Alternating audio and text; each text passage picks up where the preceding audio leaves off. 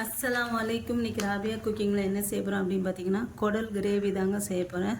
அந்த குடல் கிரேவி எப்படி செய்கிறதுன்னு பார்க்கலாம். நான் வந்து ஒரு மண் பாத்திரம் வச்சுருக்கேன். இதில் கொஞ்சமாக எண்ணெய் வந்து ஊற்றிக்கிறேன். இப்போ இந்த எண்ணெய் காஞ்சதுக்கப்புறம் இதில் ஒரு 1/4 ஸ்பூன் சோம்பு, கொஞ்சம் கருவேப்பிலை வந்து சேர்த்துக்கிறேன்.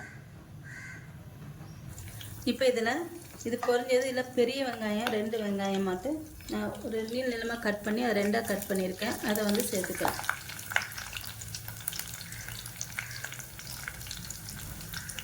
இப்போ இந்த வெங்காயம் நல்லா வதங்கட்டும். இந்த வெங்காயத்தை வந்து நல்லா ப்ரௌன் கலரில் நல்லா வதக்கி எடுத்துக்கணும்.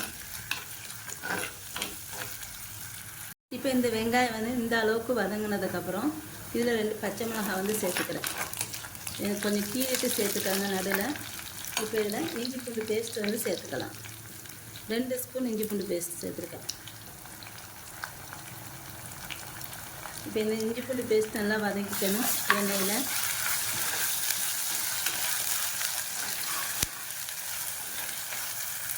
இப்போ இஞ்சி பூண்டு பேஸ்ட்டு பச்சை வாசம் நல்லா போனதுக்கப்புறம் 1 ஸ்பூன் கறி மசாலாத்தூள், கறிக்குழம்பு மசாலாத்தூள் வந்து 1 ஸ்பூன் சேர்த்துருக்கேன்.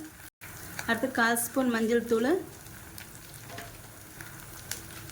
ஒரு 1/2 ஸ்பூன் மிளகாத்தூள், 1 ஸ்பூன், ஜீரகத்தூள் 1 ஸ்பூன்.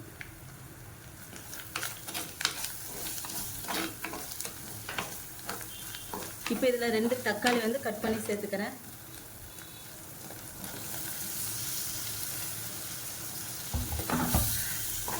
இப்போ இதில் கொஞ்சமாக உப்பு சேர்த்துக்கிறேன். நான் ஏற்கனவே கொஞ்சம் குடலில் உப்பு போட்டு வேக வச்சு வச்சுருக்கேன். இப்போ இதில் கொஞ்சமாக சேர்த்துக்கலாம்.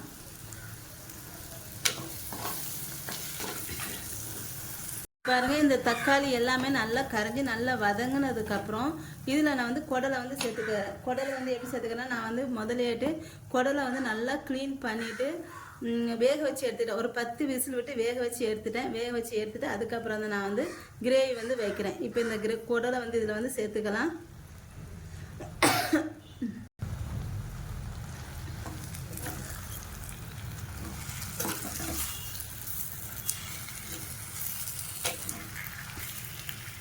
இப்போ இதில் நான் கொஞ்சமாக தண்ணி வந்து சேர்த்துக்கிறேன். ஒரு கிளாஸ் கனம், சின்ன கிளாஸுக்கு 1 கிளாஸ் கனம் தண்ணி வந்து சேர்த்துக்கோங்க.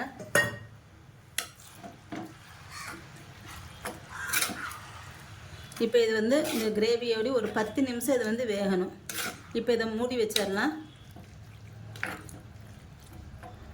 இப்போ பாருங்கள், ஒரு 10 நிமிஷம் நல்லா வேக வச்சு எடுத்துக்கிட்டேன். இப்போ கிரேவி வந்து ரெடி ஆகிடுச்சு. இப்போ இந்த கிரேவியில் வந்து கடைசியாக வந்து நான் மல்லித்தலை தூவி இறக்கிடுறேன்.